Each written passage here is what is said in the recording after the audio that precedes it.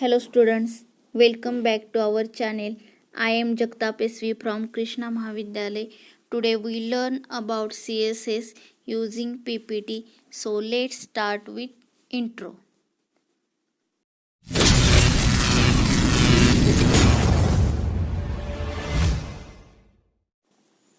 Our next point in this chapter is 1.4 Cascading Style Sheet in HTML5.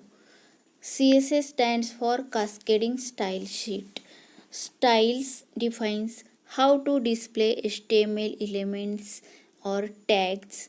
CSS describes how HTML elements are to be displayed on screen, paper, or in other media. CSS saves a lot of work. CSS allows styling of web page. It can control the layout of multiple web pages all at once.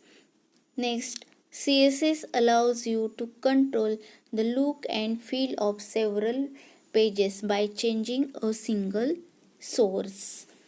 CSS is an advanced tool for web designer to create professional web pages.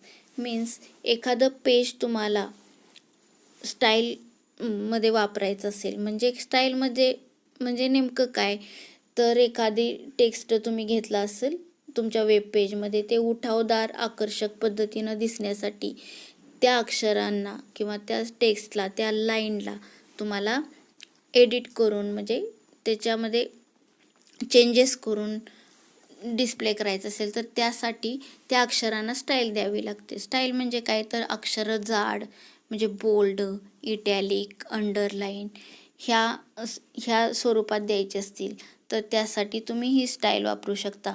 त्याच्यानंतर अक्षरांना रंग देता येतो, अक्षराच्या मागं background देता येते, अक्षरांना font वेगवेगळे वापरता येतात तुम्हाला, अक्षरांची साईज कमी जास्त वापरता येते. त्याच्यानंतर हेडिंग टॅग 1 ते 6 प्रकारचे हेडिंग आहेत, ते सुद्धा वापरून तुम्ही आकर्षक पद्धतीनं तुमचं टेक्स्ट डिस्प्ले करण्यासाठी या स्टाईल शीटचा वापर करू शकता. त्याच्यानंतर नेक्स्ट CSS सिंटॅक्स. CSS स्टाईलमध्ये CSS कसा डिक्लेअर केला जातो त्यासाठी एक सिंटॅक्स आहे, तो कोणता तो पहा. A CSS is rule set contains a selector and a declaration block. 2 block असतात, एक सिलेक्टर असतो आणि दुसरा डिक्लरेशन ब्लॉक असतो. फॉर एक्झाम्पल खाली दिलेला आहे पहा. H1 open curly colon yellow semicolon. Next font dash size colon 11 px semicolon close curly. याच्यामध्ये H1 आहे तो सिलेक्टर आहे. त्याच्यानंतर पुढे आहे ओपन कर्ली, त्यामध्ये कलर कोलन येलो. हे काय आहे, तर कलर आहे प्रॉपर्टी आणि येलो आहे व्हॅल्यू. कलर प्रॉपर्टीची व्हॅल्यू आहे येलो. ह्या 2 ह्याला काय म्हणायचं, डिक्लरेशन ब्लॉक. मग प्रत्येक डिक्लरेशन ब्लॉक नंतर सेमीकोलन येतो. त्याच्यानंतर नेक्स्ट आहे फॉन्ट साईज कोलन 11 px. म्हणजे काय, तर फॉन्ट साईज काय झालं, तर तुमची प्रॉपर्टी झाली फॉन्टची, आणि 11 px काय झाली, व्हॅल्यू झाली फॉन्टची. तर जो काही तुम्ही फॉन्ट वापरणार आहे त्याची साईज असणार आहे 11, आणि जी अक्षरं तुम्ही डिस्प्ले करणार आहात ती अक्षरं तुम्हाला पिवळ्या कलरमध्ये दिसणार आहेत. आणि H1 टॅग वापरला आहे म्हणजे मोठा सगळ्यात टॅग आहे हेडिंग टॅग, तो वापरलेला आहे. जे काही टेक्स्ट तुम्ही ह्याप्रमाणे वापराल त्याप्रमाणे ते डिस्प्ले होईल तुम्हाला आउटपुटमध्ये. नेक्स्ट पॉईंट आहे types of CSS. There are 3 types of CSS. First, inline CSS. Second, embedded style sheet or internal CSS. Third, external CSS. त्याच्यानंतर 1 by 1 आपण हे टाईप्स शिकणार आहोत. त्यामधला पहिला आहे inline style sheet.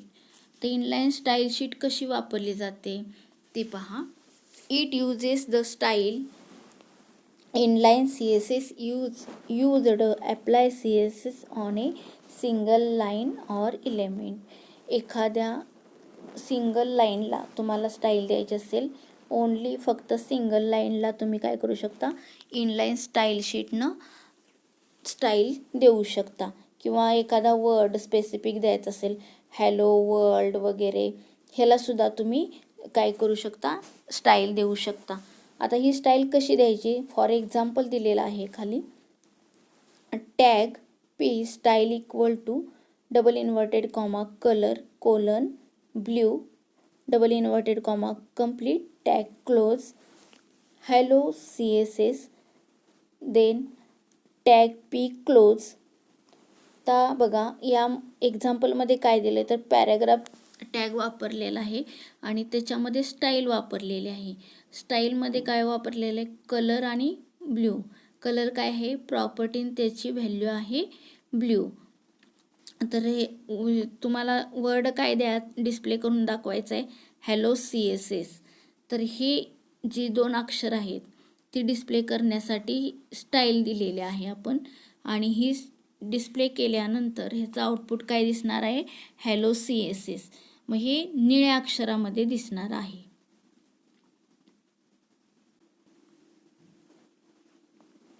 Next style शीटचा प्रकार आहे एम्बेडेड स्टाईल शीट और internal CSS. This is used to apply CSS on a single document or page. It can affect all the elements of the page.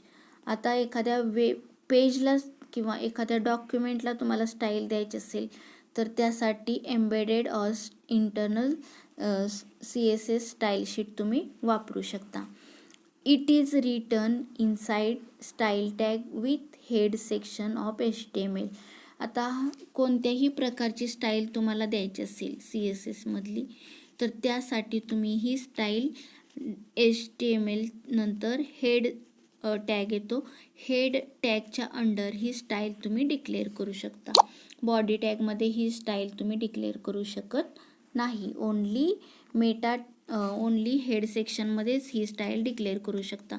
जसा Meta टॅगमध्ये आपण Meta tag head सेक्शनमध्ये use केलेला आहे, तसाच CSS style ही only head सेक्शनमध्ये declare करता येते. For example आता ही इंटरनल स्टाईल शीट कशी वापरायची त्यासाठी पुढे एक एक्झाम्पल दिलेला आहे पहा. For example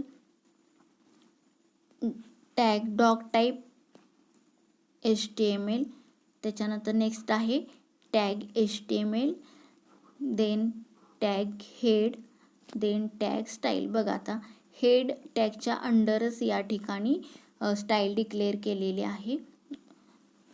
then style tag, next H1 open curly colour colon red semicolon close curly. आता एवढी स्टाईल आपण वापरलेली आहे. त्याच्यानंतर स्टाईल टॅग क्लोज केलेला आहे आणि त्याच्यानंतर नेक्स्ट हेड टॅग क्लोज.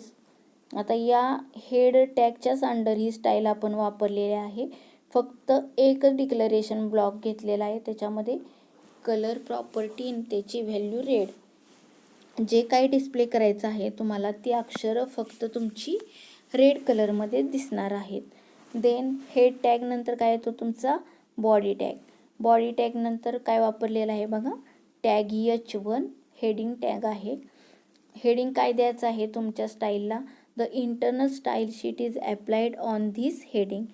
त्याच्यानंतर नेक्स्ट हेडिंग टॅग क्लोज झाला, म्हणजे इथं तुमचं हेडिंग संपलेलं आहे. Next tag P. Tag P म्हणजे काय तर पॅराग्राफ टॅग. पॅराग्राफ तुम्हाला काहीतरी द्यायचं आहे खाली, ह्या हेडिंगबद्दल माहिती द्यायची आहे, ती आपण ह्या पॅराग्राफच्या टॅगमध्ये वापरलेले. काय माहिती द्यायची आहे, tag P this paragraph will not be affected, then tag P close, then body tag close, then HTML tag close. आता इथं तुमचा प्रोग्राम संपलेला आहे. जेवढे टॅग वर तुम्ही ओपन केलेले आहे तेवढे सगळे टॅग तुम्ही खाली ज्या त्या ठिकाणी क्लोज करायचे, म्हणजे तुमचा प्रोग्राम व्यवस्थित रन होतो, कुठंही एरर डिस्प्ले होत नाही आणि आउटपुट पण लगेच दाखवलं जातं. त्याच्यानंतर हा प्रोग्राम तुम्ही internal.html या नावाने सेव्ह करू शकता किंवा तुम्ही कोणतंही नाव देऊन हा प्रोग्राम सेव्ह करू शकता. Then the output of this program is display below the. पहा आता या आउटपुटमध्ये काय दिसतंय, the internal style sheet is applied in this heading. आता ही जी रेड कलरची लाईन दिसते, हेडिंग टॅग वापरलेला आहे, सगळ्यात मोठा हेडिंग टॅग वापरलेला आहे. ही सगळी अक्षरं तुम्हाला मोठी दिसतात आणि रेड कलरमध्ये दिसतात. का तर इथं आपण H1 घेतला आहे हेडिंग टॅग आणि कलर कोलन रेड ही काय घेतलं आहे, डिक्लेअर केलेलं आहे, डिक्लरेशन. H1 काय आहे तर सिलेक्टर आणि कलर कोलन रेड काय आहे तर डिक्लरेशन ब्लॉक आहे. तर याच्यामध्ये आपण ही सगळी अक्षरं रेड कलरमध्ये घेतलेली आहे, ती डिस्प्ले केलेली आहे. त्याच्यानंतर बॉडी टॅगमध्ये आपण एक टेक्स्ट घेतलेला आहे पॅराग्राफमध्ये, पॅराग्राफ टॅग वापरून the paragraph will not be affected. आता ही जी लाईन आहे खाली दिसते, the paragraph will not be affected, he line दिसते ती ब्लॅक कलरमध्ये आली आहे. तर इथं आपण कोणतीही स्टाईल वापरलेली नाही, त्यामुळं ती बाय डिफॉल्ट ब्लॅक कलरनंच ती अक्षरं तुम्हाला डिस्प्ले झालेली दिसतील. देन नेक्स्ट आपण पाहणार आहोत CSS प्रॉपर्टी. तर CSSच्या वेगवेगळ्या प्रॉपर्टी आहेत. या प्रॉपर्टी वापरून तुम्ही काय करू शकता, तुम्ही वेगवेगळी अतिशय आकर्षक पद्धतीनं CSS स्टाईल वापरू शकता प्रॉपर्टीजचा वापर करून. फर्स्ट प्रॉपर्टी आहे कलर. कलर प्रॉपर्टीचे यूज काय आहे तर changes the colour of the text. टेक्स्टला तुम्हाला कलर द्यायचा असेल तर त्यामध्ये वेगवेगळ्या प्रकारचे कलर तुम्ही घेऊ शकता. त्याची व्हॅल्यू काय आहे, कलर नेम. जसं की वर डिक्लरेशन ब्लॉकमध्ये लिहिलेलं होतं पहा, colour colon red blue orange. म्हणजे कलर काय झाला, कलर ही स्टाईल झाली आणि प्रॉपर्टी आहे. आणि नेम, कलरचं नेम म्हणजे कोणतं, रेड ब्ल्यू ग्रीन ही कलरचे नेम आहे, ती झाली त्याची व्हॅल्यू. फॉर एक्झाम्पल बघा पुढं दिलेला आहे, H1 open curly colour colon मरून क्लोज करली. आता इथं कलर काय आहे तर प्रॉपर्टी आहे आणि मरून काय आहे तर त्या कलरची व्हॅल्यू आहे. नेक्स्ट CSS प्रॉपर्टी आहे बॅकग्राऊंड कलर. मी सुरुवातीला सांगितल्याप्रमाणे तुम्ही बॅकग्राऊंड कलरसुद्धा वापरू शकता, तुमच्या अक्षरांना बॅकग्राऊंड देऊ शकता. त्याचंही सेम आहे पहा, व्हॅल्यू काय आहे, कलर नेम. फॉर एक्झाम्पल काय बघा, बॉडी ओपन करली background colon colour colon yellow close करली, बॅकग्राऊंड कलर कोलन येलो. आता यामध्ये जी बॅकग्राऊंड घेणार आहे त्या बॅकग्राऊंडला कलर येलो येणार आहे आणि वर अक्षरं जी डिस्प्ले होणार आहेत त्या अक्षरांना तुम्ही वेगळा कलर देऊ शकता. नेक्स्ट आहे फॉन्ट वेट. फॉन्ट वेट ह्याचा यूज काय आहे, use to bold text. Bold text तुम्हाला द्यायचं असेल जास्तीत जास्त तर तुम्ही काय करू शकता, फॉन्ट वेट नावाची प्रॉपर्टी वापरू शकता. आणि त्याची व्हॅल्यू काय आहे, बोल्ड 100,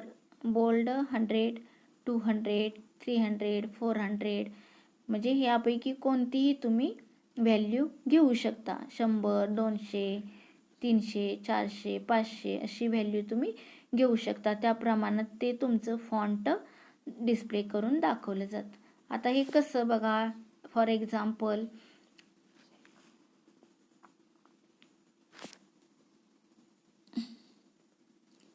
P पॅराग्राफमध्ये तुम्ही देऊ शकता, हे P open curly font dash weight colon 300 close curly. आता यामध्ये फॉन्ट डॅश वेट काय आहे तर प्रॉपर्टी आहे आणि 300 काय आहे तर व्हॅल्यू आहे. नेक्स्ट आहे फॉन्ट स्टाईल. यूज टू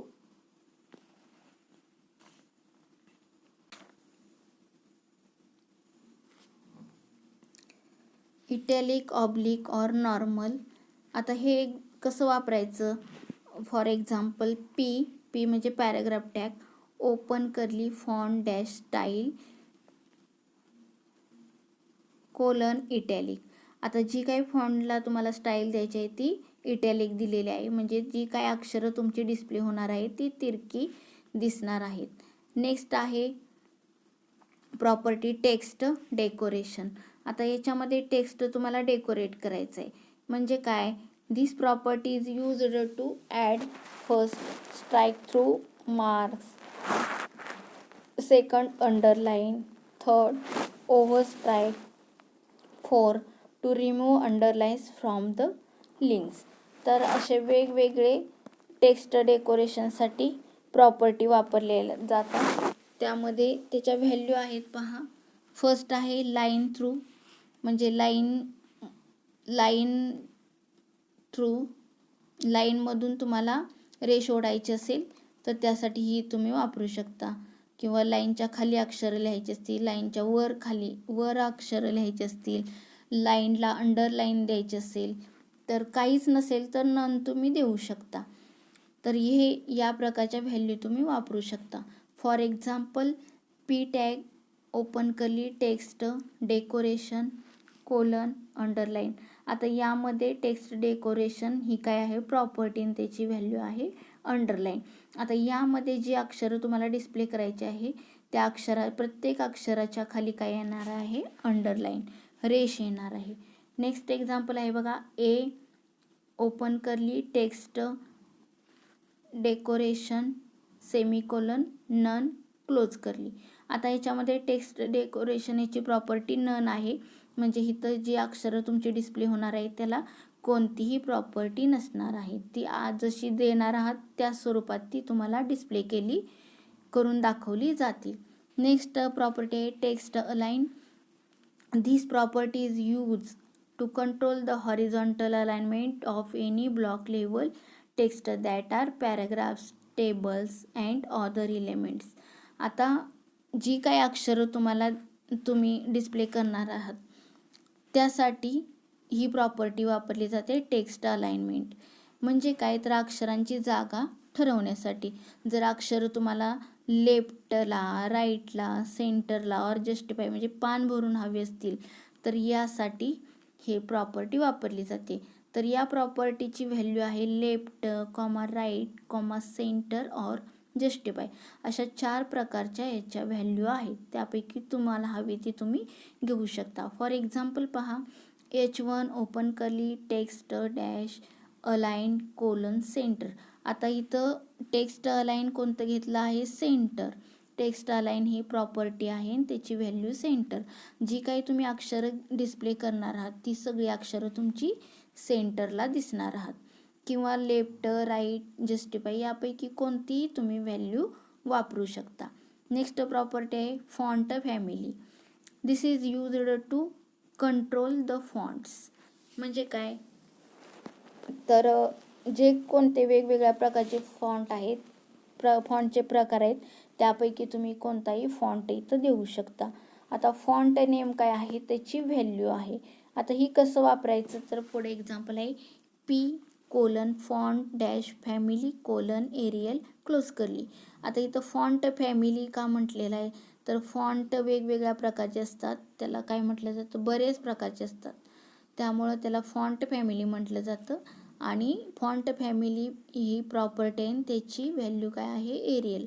तर यामध्ये जी अक्षरं तुम्हाला डिस्प्ले करायची असतील त्या सगळ्या अक्षरांना एरियल नावाचा फॉन्ट तिथं दाखवलं. एरियल फॉन्टमध्ये ती अक्षरं सगळी तुमची डिस्प्ले करून दाखवली जाते. अजून नेक्स्ट प्रॉपर्टीज आहेत पहा, फॉन्ट साईज पण तुम्ही देऊ शकता. ती size PX in MM CM PT या प्रकारे त्याची व्हॅल्यू तुम्ही देऊ शकता. फॉर एक्झाम्पल पहा, P open curly font size colon 10 PX. आता जी काही अक्षरं तुम्हाला डिस्प्ले करायची आहे ती सगळी अक्षरांची साईज किती दिसणार आहे तुम्हाला 10 pixel. Next property letter spacing. आता ही प्रॉपर्टी कशासाठी वापरली जाते. This helps in controlling the horizontal spacing between characters और टेक्स्ट. आता अक्षरामध्ये तुम्हाला स्पेस द्यायचा असेल हॉरिझॉन्टली तर तुम्ही देऊ शकता. कॅरेक्टरमध्ये, अक्षरामध्ये, लाईनमध्ये तुम्हाला स्पेस द्यायचं असेल तर तुम्ही लाईन स्पेसिंग नावाची प्रॉपर्टी वापरू शकता आणि त्याची व्हॅल्यू सेम फॉन्ट साईज सारखीच आहे. PX, IN, MM, CM, PT या प्रकारे यापैकी कोणतीही व्हॅल्यू तुम्ही वापरू शकता. फॉर एक्झाम्पल H1 ओपन करली लेटर डॅश स्पेसिंग :5 PT. आता इथं जी काय अक्षरं तुम्ही घेतलेली आहेत त्या प्रत्येक अक्षरामध्ये स्पेस किती असणार आहे? 5. नेक्स्ट प्रॉपर्टी आहे padding. This property is used when you want to adding padding blank spaces around the content of an element. आता जे काय तुम्हाला ब्लँक स्पेसेस सोडायचे असतील त्या ठिकाणी ही पॅडिंग नावाची प्रॉपर्टी तुम्ही यूज करू शकता आणि ह्याची व्हॅल्यू आहे पिक्सेल. आता ही कशी वापरायची? फॉर एक्झाम्पल H1 ओपन करली पॅडिंग :13 PX क्लोज करली. आता जे काही अक्षरामध्ये ब्लँक स्पेसेस दाखवायचे असतील ते प्रत्येक अक्षरानंतर 30 पिक्सेलमध्ये ते जी साईज 30 पिक्सेलमध्ये ते अक्षर तुम्हाला डिस्प्ले करून दाखवलं जाईल. Next property border. This property is used for border of web page or will element.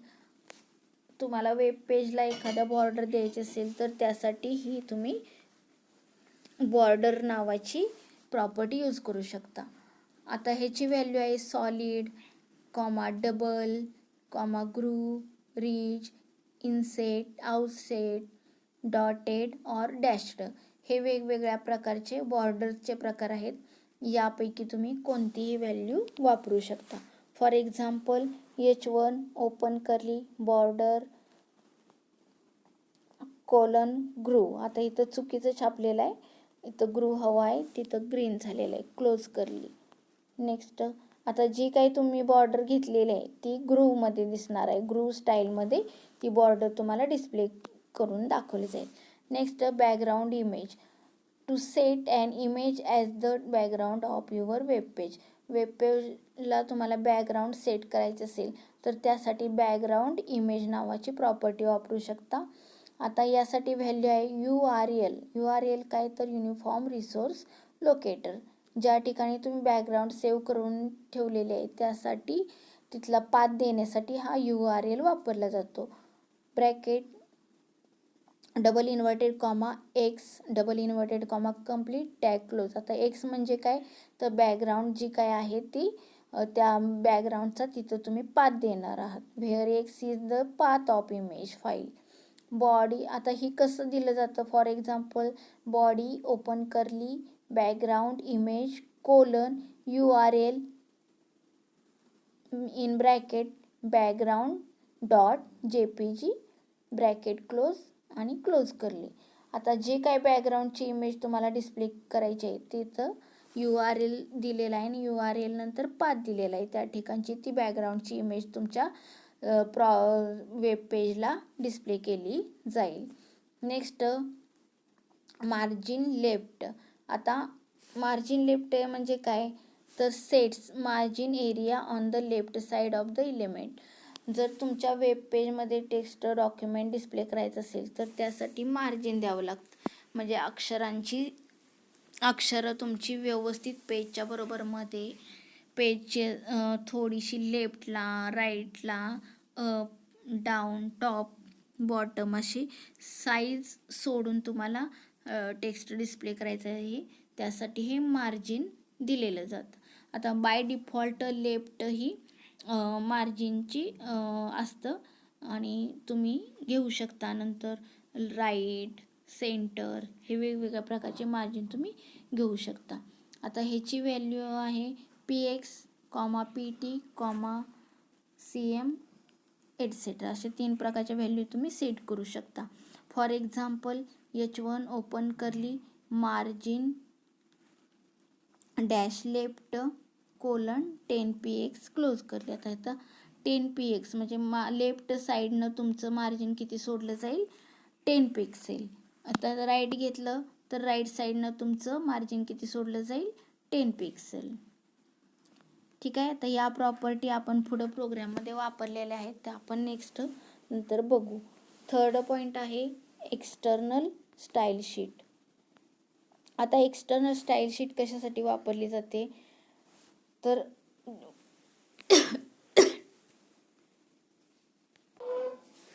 external style sheet. This external style sheet is generally used when you want to make changes on multiple pages. या प्रकारची style sheet ही multiple pages तुमचे display करायचे असतील त्यासाठी वापरली जाते. It facilitate to change the look of the entire website by changing just one file.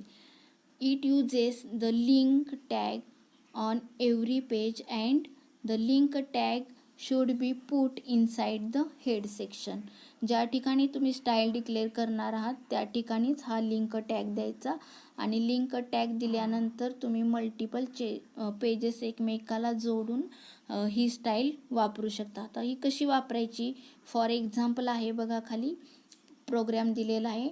Tag doc type HTML, त्याच्यानंतर टॅग HTML, टॅग हेड नंतर tag link REL equal to double inverted comma style sheet double inverted comma complete, type equal to double inverted comma text /CSS double inverted comma complete, href equal to style.css double inverted comma complete, tag close, then head section close. आता या ठिकाणी तुम्ही external style sheet वापरलेले आहे, link tag use केलेला आहे. Link tag कशासाठी, तर हायपर लिंक वेगवेगळे पेजेस एकमेकांना जोडण्यासाठी ही स्टाईल वापरली जाते. देन बॉडी टॅग अंडर काय दिलं आहे, एक हेडिंग दिलेलं आहे, this is a heading. Then H1 tag close, next body tag close and HTML tag close. The output of this program is below. This is a heading. आता ही जी this is a heading आहे, ही ह्या अक्षरावर click केल्यानंतर तुम्हाला पुढचे वेगवेगळ्या प्रकारचे स्टाईल शीट डिस्प्ले करून दाखवले जातील. ठीक आहे. या ठिकाणी आपलं याचं पॉईंट संपत आहे. भेटू नेक्स्ट पॉईंटमध्ये. Thank you.